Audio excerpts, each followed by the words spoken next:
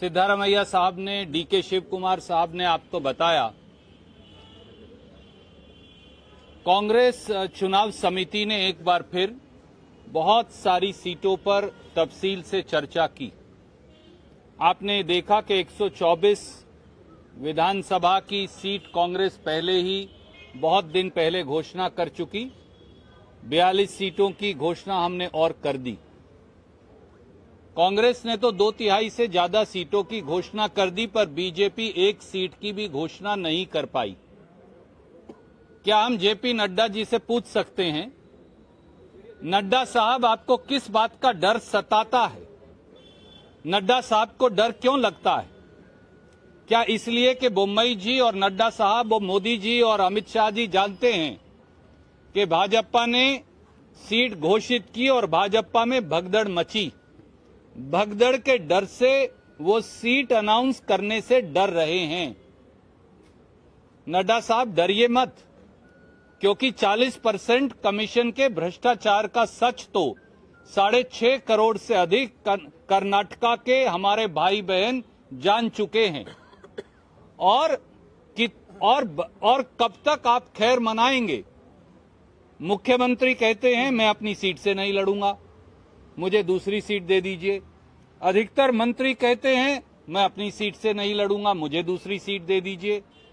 भैया, अगर आपके पास लड़ने वाले उम्मीदवार बचे ही नहीं हैं तो कुछ फिल्म स्टार भर्ती करो, उनको टिकट दो, कुछ फिल्म एक्ट्रेसेस भर्ती करो, शायद आपकी बात बन जाए। शायद इसी वजह से आप सीट अनाउंस नहीं कर रहे।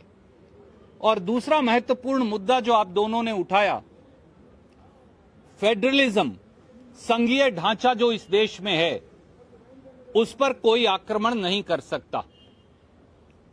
भारतीय जनता पार्टी की महाराष्ट्र की नाजायज सरकार ने, क्योंकि वो वोट से चुनी हुई सरकार नहीं, वो भगोड़ों को इकट्ठा करके बनाई हुई शिंदे सरकार है, तो भाजपा की भगोड़ी महाराष्ट्र सरकार ने अपनी एक स्कीम कर्नाटक के 500 और 600 गांव के अंदर लागू कर दी और 94 करोड़ रुपया आवंटित भी कर दिए। हम ये सवाल पूछते हैं मोदी जी और अमित शाह जी से, क्या आप इस देश में सिविल वॉर करवाना चाहते हैं? कल को हरियाणा पंजाब में स्कीम लागू कर देगा, पंजाब और हरियाणा दिल्ली के अंदर अपनी स्कीम लागू कर देंगे, पंजाब हरियाणा और दिल्ली उत्तर प्रदेश में लागू कर देंगे, उत्तर प्रदेश बिहार में लागू कर देगा, बिहार आगे उड़ीसा में लागू कर देगा। आप इस देश में सिविल वॉर करवाना चाहते हैं? आप प्रांतों का टकराव करवाना चाहते हैं? पहले भी मोदी जी और अमित शाह जी की नाक के नीचे असम की पुलिस ने और अरुणाचल की पुलिस का इसी प्रकार से टकराव हुआ, जिसमें सिविलियंस मारे गए। बाकायदा एक प्रांत की दूसरे प्रांत की फायरिंग हुई और 6-8 महीने तक एक प्रांत के लोग दूसरे प्रांत में नहीं जा पाए, जैसे ये कोई हिंदुस्तान पाकिस्तान हो। जो उत्तर पूर्व में आपने किया था अमित शाह जी, मोदी जी, वो आप अब दक्षिण भारत के अंदर भी कर रहे हैं।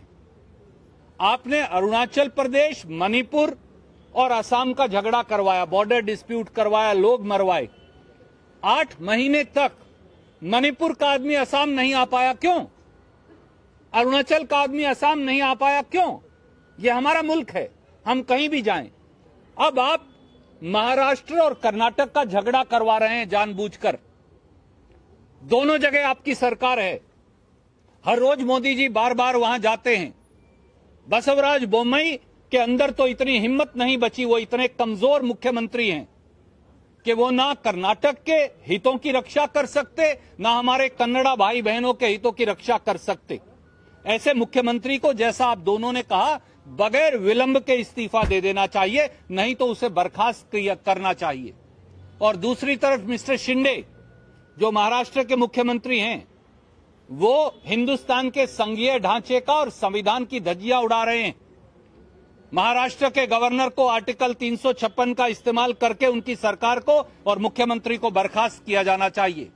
उधर महाराष्ट्र के मुख्यमंत्री बर्खास्त हों, इधर कर्नाटक के मुख्यमंत्री बर्खास्त हों, क्योंकि भाजपा के पास अब कोई मुद्दा नहीं बचा। उन्होंने सारे हथकंडे अपना लिए।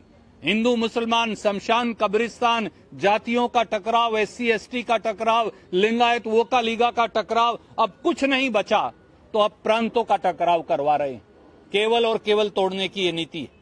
जब उनके पास सब खत्म हो गया तो अब वो चाहते हैं कि महाराष्ट्र और कर्नाटक का टकराव हो, लोग आपस में मरें, पुलिस एक दूसरे पर गोली चलाएं और ये रोटियां सेकें। हम ऐसा नहीं होने देंगे, क्योंकि भारतीय राष्ट्रीय कांग्रेस अभी जिंदा है। सिद्धारमैया जी, DK शिव कुमार जी के नेतृत्व में संघीय ढांचे का उल्लंघन जो महाराष्ट्र द्वारा किया जा रहा है, उसके खिलाफ हम निर्णायक लड़ाई लड़ेंगे। और हम मांग करते हैं प्रधानमंत्री वापस ना आए कर्नाटक, अमित शाह जी वापस मत आइएगा कर्नाटक, या तो शिंदे को बर्खास्त करिए और इधर बोम्मई जी का इस्तीफा लीजिए, और नहीं तो कर्नाटक मत आइएगा चुनाव का प्रचार करने, क्योंकि कर्नाटक के लोग आपको माफ नहीं करेंगे। ಸಿದ್ದರಾಮಯ್ಯ ಸರ್ ಒಂದು ಇವತ್ತು ಬಸವರಾಜ ಬೊಮ್ಮಾಯಿ ಅವರು ಸ್ಟೇಟ್ಮೆಂಟ್ ಕೊಟ್ಟಿದ್ದಾರೆ ನಿಮ್ಮ ವಿಚಾರವಾಗಿ. ನಾನು ಬೇರೆಯವ್ರ ಸಿಎಂ ತರ ಅಲ್ಲ, ನಾನು ಕೆಲಸ ಮಾಡಿ ಮಾತನಾಡೋ ಸಿಎಂ.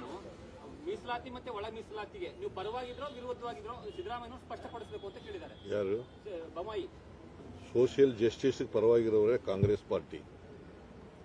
ಮಂಡಲ್ ಕಮಿಷನ್ ವಿರೋಧ ಮಾಡಿದವರು ಯಾರು?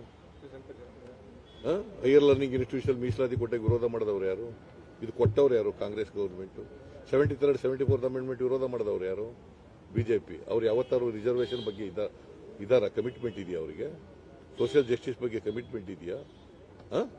ಬಸವರಾಜ ಬೊಮ್ಮಾಯಿ ಹೇಳ್ತಾರೆ ಇವತ್ತು ಆ ಜನರ ಕಣ್ಣಿಗೆ, SC ಜನರಿಗೆ, ST ಜನರಿಗೆ ಕಣ್ಣಿಗೆ ಮಣ್ಣು ಹಚ್ಚಿಬಿಟ್ಟಿದ್ದಾರೆ, ಮೂಗು ತುಪ್ಪ ಹಚ್ಚಿಬಿಟ್ಟಿದ್ದಾರೆ.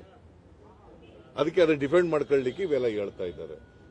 V are committed to social justice.